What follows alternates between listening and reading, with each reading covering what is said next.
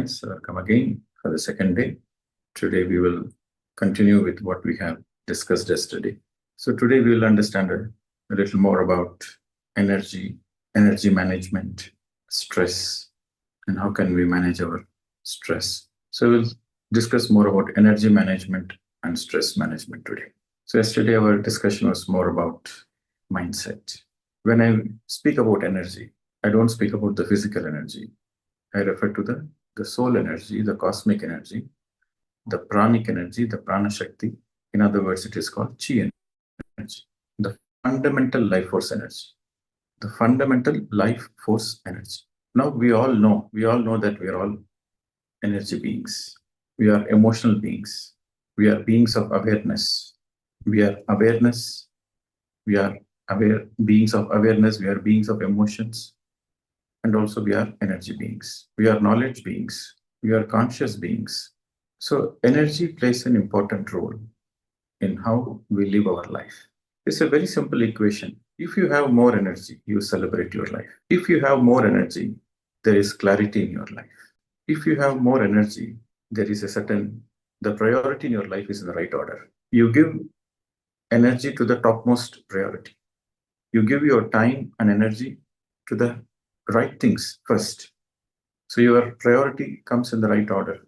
So energy plays a crucial role. If you don't have energy, you feel tired, you feel exhausted, you feel confused. Less energy means depression. More energy means celebration. Now, how to maximize the energy? How can we manage our own energies? So now let us dwell into the practical spirituality.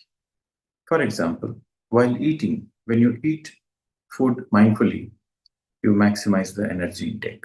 Mindful eating maximizes your energy intake while you're eating food. Even when you're drinking water or a glass of juice, you drink mindfully, you drink consciously, you maximize the energy.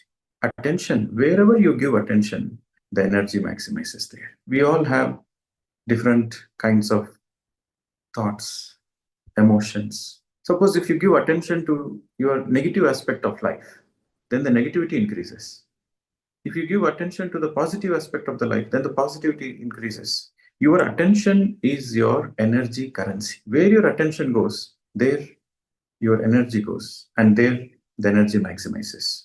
You give your attention to your natural breath. You close your eyes and give your attention to the natural breath. Your prana shakti increases. Your life force energy increases. You give attention to your good qualities, then the good qualities becomes perfected. The good quality strengthens. You see good things in others. Your attention goes towards the good qualities in others. Then the friendship develops, and the other person's good qualities also amplifies. And you see only negative things in others, then the negativity increases. The negativity increases in you. When you see negativity in others, your negativity increases. This is a very important point you should understand. When you are able to see positivity in others, your positivity increases. When you're able to see negativity in others, your negativity increases. So where your attention goes, there the energy increases. This is simple energy science. So when it comes to energy maximization, your attention plays a very, very, very important role.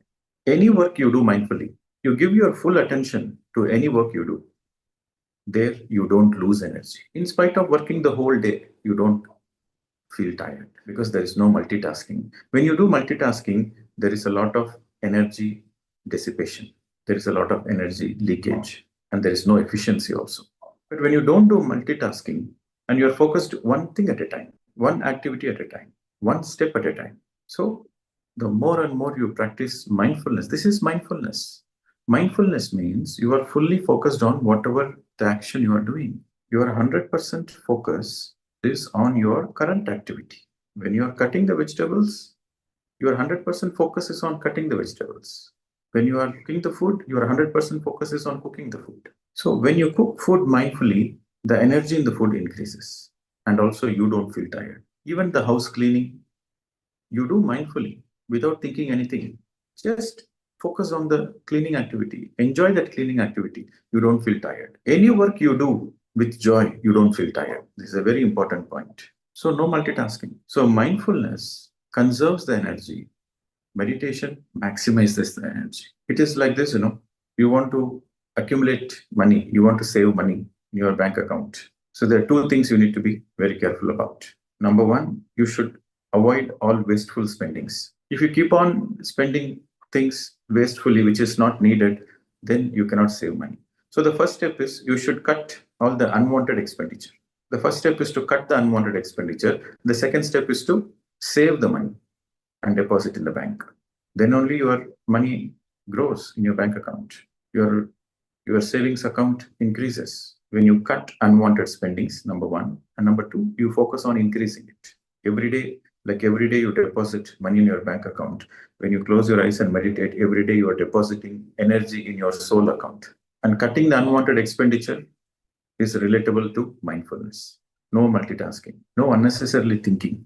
When you think unnecessarily, you waste energy. When you speak unnecessarily, you waste energy. Now, the other way is also true. When you speak unscientifically, you lose energy. When you speak scientifically, you gain energy. When you gossip, you lose energy. When you speak the words of wisdom, you gain energy. When you eat food looking into mobiles or television or thinking something, you lose energy. When you eat food mindfully, you gain energy. This is an important energy management. You might ask, why should I focus on energy management? The more and more you accumulate energy, the more and more you grow spiritually. The more and more your consciousness reaches higher and higher states. You will have higher clarity. You will have access. You will have access to the higher states of consciousness, your own consciousness. You will have access to your own higher states of consciousness only when you have energy. Your state of awareness and your own access to your own highest wisdom depends on your energy. If you have less energy, then you don't have access to your own higher states of consciousness. So energy plays a very, very important role. And the higher you go in the consciousness level, more availability of energy. You will have more access to energy. You can harvest more and more energy when you raise your consciousness. Criticism, when you criticize somebody, you lose energy. When you compare yourself with another person, you lose energy. When you judge somebody, you lose energy. When you have patience, you gain energy. You increase energy. Every time you display the quality of patience, you gain energy. Every time you show compassion, you gain energy. Every time you respect yourself, you respect others, you gain energy. You disrespect somebody, you lose energy. You respect somebody, you gain energy. So your relationships, this is very important. We are going to discuss about this energy in terms of relationships. Your relationships becomes meaningful when the relationship is based on respect, patience, and compassion. That is called love. The other way of understanding love is respect, compassion, and patience. In a relationship, when there is no compassion, when there is no respect, when there is no patience, then the relationship doesn't have the high vibration. The relationship doesn't have the vibe. The relationship doesn't have any meaning in it. It becomes a meaningless relationship. The relationship becomes a meaningless relationship when there is no patience, when there is no respect, when there is no compassion. The relationship becomes a meaningful relationship when there is compassion, when there is respect, and when there is patience. Now, patience in what? The other partner does their own mistakes and they learn from their mistakes. Like you are not perfect. Similarly, other person is also not perfect. You learn your own lessons. You take your own sweet time to learn lessons. Similarly, others also will take their own sweet time to learn lessons. You have to be patient. You have to be patient enough. The more patient you are on the planet Earth, the more enlightened you are. This is a very, very important quality to be mastered. And compassion. When somebody does mistakes, you don't need to finger point. You don't need to criticize. You don't need to judge. Show some compassion. They are doing it out of their own ignorance. They will learn it. If they ask for your feedback, if they ask for your guidance, you can support them by opening the mouth. If they didn't ask for it, you don't open the mouth. Even though you know that your partner is not doing certain things right, you don't open your mouth. That is compassion. Most of the problem in the relationship happens only because of the opening of the mouth. Too much of talking.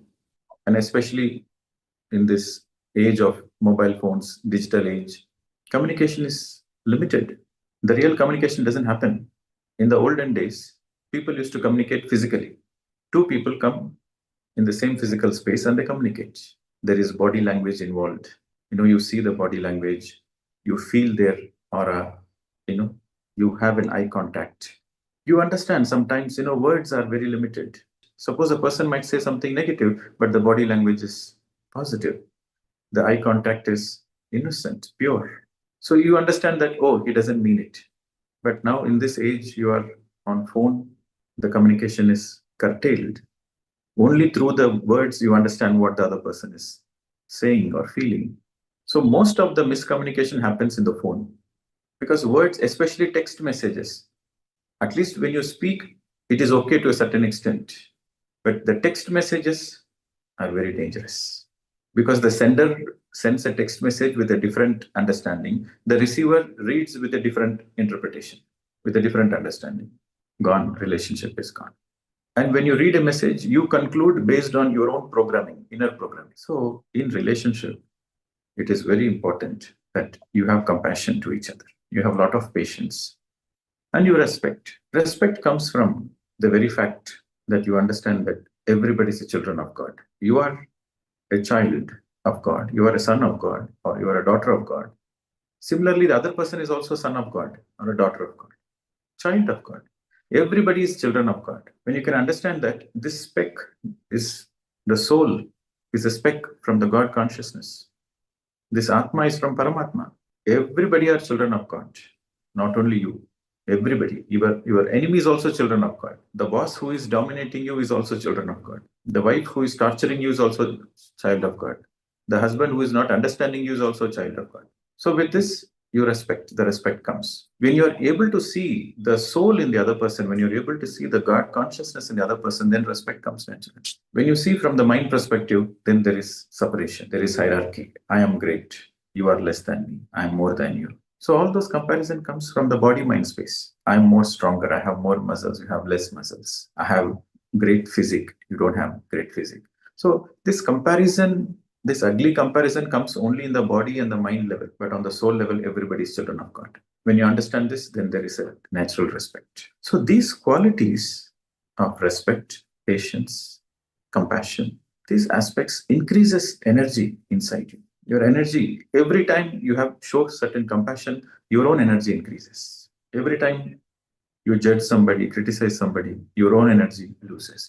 You degrade yourself by degrading others. And anger, emotion of anger.